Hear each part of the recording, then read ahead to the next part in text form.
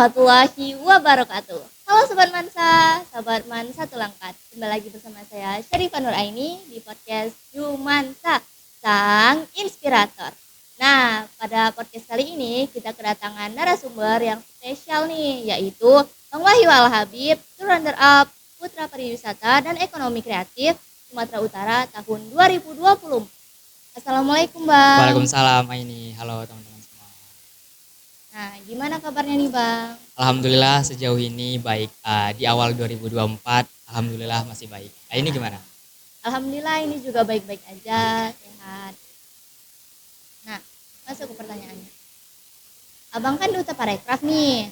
Boleh dong Bang ceritakan apa sih Duta Parekraf itu? Nah teman-teman, for your information, Duta Parekraf atau Duta Pariwisata dan Ekonomi Kreatif terbagi menjadi 60 orang finalisnya, dan saya adalah salah satu putra Parekraf karena termasuk atau tergolong di 3 besar runner up itu sendiri gitu. Jadi ada winner, runner up 1 dan runner up 2 gitu. Nah, jadi Duta Parekraf itu adalah suatu organisasi yang dimana lebih meningkatkan tentang pariwisata dan ekonomi kreatif, terkhususnya yang ada di Sumatera Utara nih Kak Aini. Kayak kita tahu nih kan Kak Aini, kalau misalnya kayak contohnya Tangkahan, Bukit Lawang itu kan the island of paradise. Tapi nyatanya masih banyak pungli atau mobilitas yang kurang memadai gitu. Jadi fungsi dari Duta Parekraf ini sendiri adalah lebih mengencangkan progres itu gitu. Oke. Nah, kalau boleh tahu nih Bang, apa aja sih tahap-tahap yang harus dilewati dan dipenuhi kalau mau ikut Parekraf ini? Yap, seperti kita tahu ini, kayak Parekraf ini adalah kayak duta-duta yang lain. Kayak kita tuh pertama pastinya daftar dulu nih, dan mengirimkan berkas atau CV.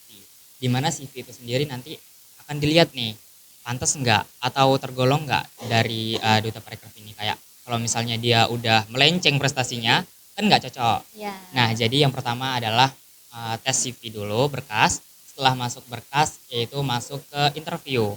Nah, for your information, aku interview offline karena berpengalaman juga sebelumnya ngetes-ngetes kayak gini, event kayak gini, tapi online karena di berkas dibilang bahwasannya kalau misalnya di luar dari Sumut dan Binjai nggak apa-apa nih kalau misalnya online, tapi ternyata gagal karena dibilang kurang effort. Jadi aku lebih ke offline. Nah, buat teman-teman juga pelajaran kalau misalnya mau ngikuti sesuatu dan sesuatu tersebut masih bisa dijangkau nih dari tempat kalian berada, saran aku langsung aja datang ke TKP-nya gitu.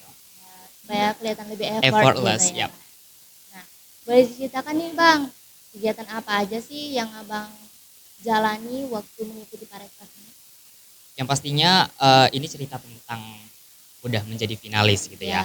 Dan dimana kami berada di Aula Sisingamangaraja itu sama teman-teman finalis lainnya seru sih sejauh itu, karena kayak kita bisa bertukar pikiran, memberikan aspirasi, karena di Parekraf itu sendiri bukan hanya tentang pariwisata dan ekonomi kreatif yang diceritakan, tapi banyak nih, contohnya kayak kemarin kami debat, terus juga bertukar pikiran, deep talk dan lain sebagainya. Jadi sejauh ini enak lah sama teman-teman finalis pariwisata dan ekonomi kreatif. Kira-kira motivasi apa sih yang membuat Abang mau ikut ke Duta Parekraf?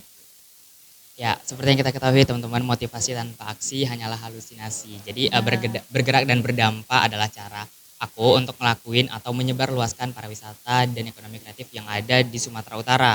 Yang kayak aku bilang tadi, kalau misalnya kita mempunyai tempat wisata, tapi orang-orangnya atau sumber daya manusianya masih rendah, itu sama aja bohong.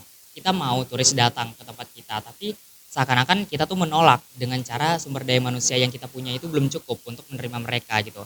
Jadi abang punya ini juga apa namanya program kerja di sana namanya Gebiar.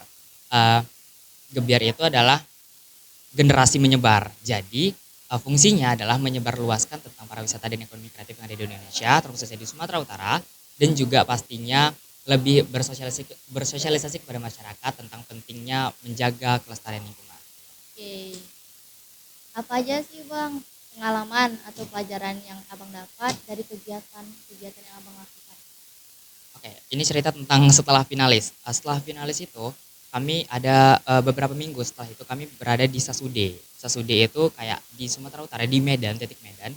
Namun dia di pinggirannya gitu. Jadi Desa terpencil desa gitu ya. terpencil. Jadi namanya adalah Kampung Sasude. Di Kampung Sasude itu aku adalah fasilitator yang dimana memberikan edukasi terhadap masyarakat yang pastinya anak-anaknya. Sejauh itu sih overall aman dan aku melihat antusias mereka yang datang karena itu bukan pertama kalinya duta datang ke situ gitu. Jadi memang antusias mereka jika datang duta-duta seperti itu sangat senang karena salah satunya dapat jajan ya kan. Iya. Jadi untuk mengasah maaf kalau sumber daya manusia Iya. yang masih bukan rendah sih, maksudnya masih tergolong mau naik ke atas Iya. gitu. Jadi aku Pengembangan. seneng sih jujur. Kalau boleh tahu nih Kak, apa harapan dan target Kakak untuk kedepannya? Insya Allah ya target aku nggak berhenti atau ngestak di provinsi aja, di Sumut Iya. aja. Insya Allah akan go to nasional yang berada di Topas Hotel Topas Bandung. Insya Allah akan diselenggarakan pada bulan 2 ini, bulan 2 tanggal 22 sampai 24 Februari. Oke. Apa kesan dan pesan yang ingin Kakak sampaikan kepada sahabat Mansa yang sedang menonton?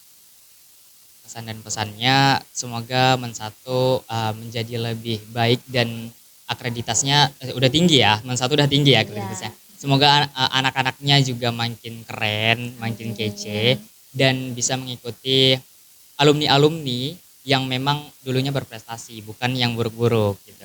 Itu aja sih. Oke. Sekian podcast kita pada hari ini. Saya tutup dengan sekian dari podcast hari ini. Saya Syarifah Nuraini pamit undur diri. Assalamualaikum warahmatullahi wabarakatuh. Jumansa, jujur, amanah, santun.